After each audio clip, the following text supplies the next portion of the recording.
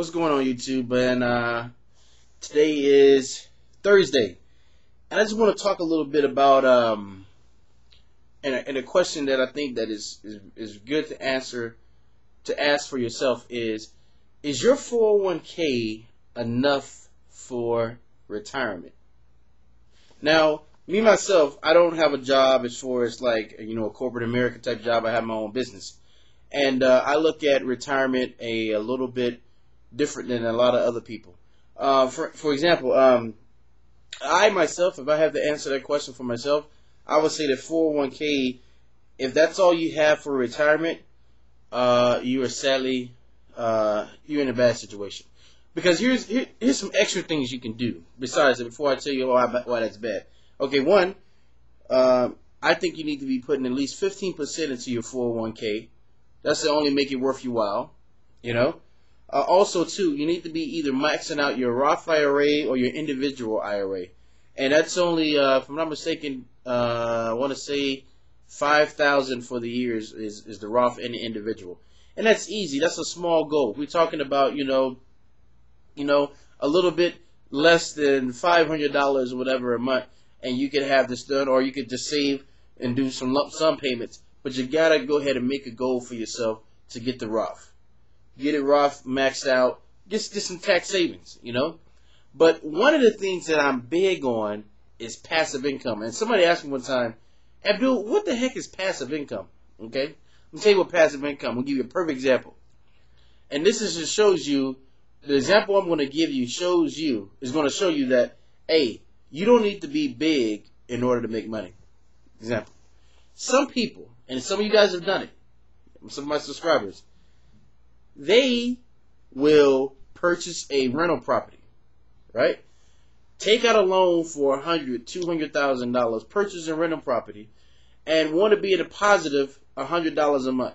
What I mean by that is, they want to get a loan for $100,000, put a little bit down on it, get a tenant inside, and if they can profit maybe $100 or even more, that's a plus for them for their real estate. Okay. Now, what's the difference in doing something like this?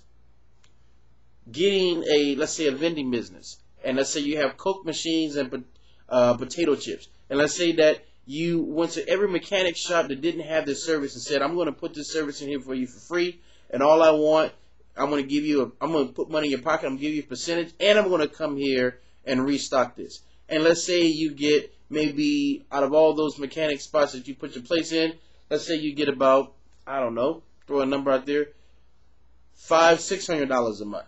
And let's say you only spend $10,000. Now you're in positive cash flow, and let's say you put the $10,000 down and you didn't take a loan, you just took it out of your savings. Now you're in positive cash flow with $10,000 and you're getting $500-$600 a month. And let's say, hey, you know what? I don't want to go there no longer. I want to go there and put somebody in some place. So you get it established and you put somebody else in place to do the route for your teenage kid. Next thing you know, you have passive income. Passive income is making money in your sleep. Like, I'm going to ask you, you ask most people, how many streams of income do you have?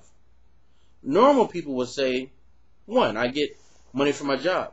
So then the next question is, how many streams of income do you have without you necessarily working?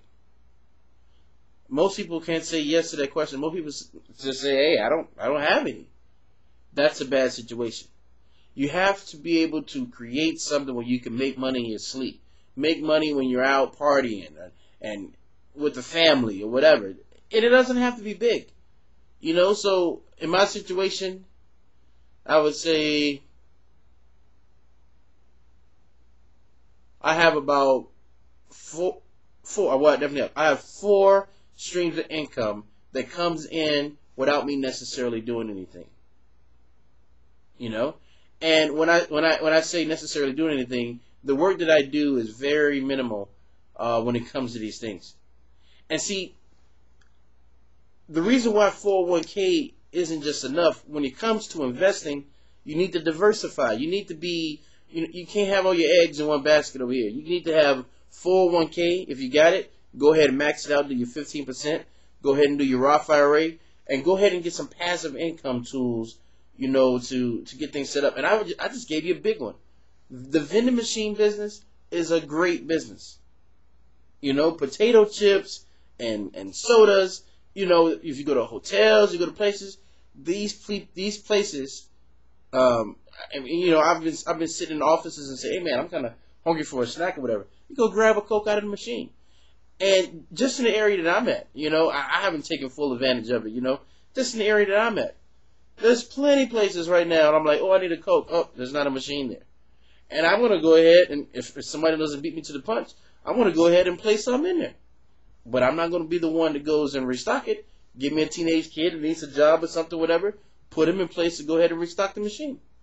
So, always ways to make money. I'm going to give you another one, guys. The wireless, what do you call them? The wireless kiosks, the internet kiosks.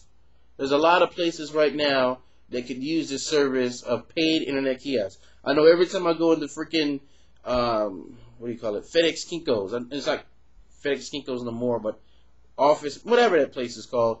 I go in there and all the time I have to put my card in. Every time I leave, I have to pay for my prints and stuff like that. I leave this place and I give these people each time at least $5 to $6. And I'm only in there maybe 10 minutes. But you know what I'm saying? If you own that kiosk with the internet kiosk, and see, you gotta ask yourself a question, guys.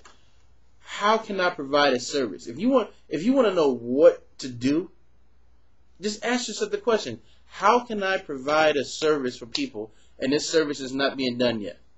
And you will find countless of things that you can do in order to make a living, in order to bring some income in. That's all you gotta do. It's like, you know, it's a no-brainer. I mean, it's just that, you know, the internet kiosks. I mean, you got your vending machines. I mean, and I'm not going to give you guys everything, but I'm just saying, I'm just giving, you guys can use your own creative energy, and you see where I'm going with this. So, to my subscribers and anyone that check this thing, if you're doing just your 401k, that's not enough. Because here's the deal. This is why. A lot of you guys are comfortable now. You're saying, look, who cares about retirement? If you're 25 and up, really, if before that I would still do it, but if you're 25 and up, you need to be thinking about retirement. And the reason why is because the money you're making now, you're not always going to make. When you get 65 years old, you're done. 65, 60, unless you want to be like a Walmart greeter at Walmart. Every time I see those guys, now don't get me wrong, there are some guys out there that are doing it for fun. But then there's a lot of guys out there who didn't prepare. I visualize their life, and they're probably the guys who's out there partying. They're probably ones that had the conversation like, who cares about retirement? I'm too young to think about retirement. And then when retirement snuck up on them, and they weren't making the money that they used to make, they didn't have an answer.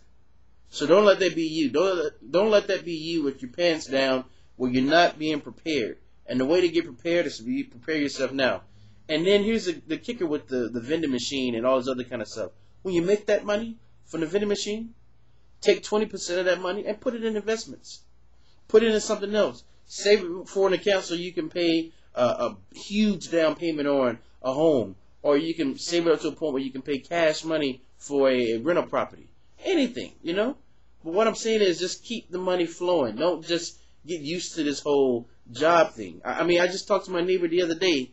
Just met the guy. And I was out there messing around with the car. And I said, oh, so what do you do out here? He said, oh, I work at Citibank. And I said, oh, I heard you guys are on a chopping block here pretty soon, you know? And he was like, and he kind of got offended by the statement. He was like, well, what job is it? You know? But I know what this guy does. I see this guy over there, and I know he only looks like he probably only has the one job. So if they come with the cuts, what is he going to do?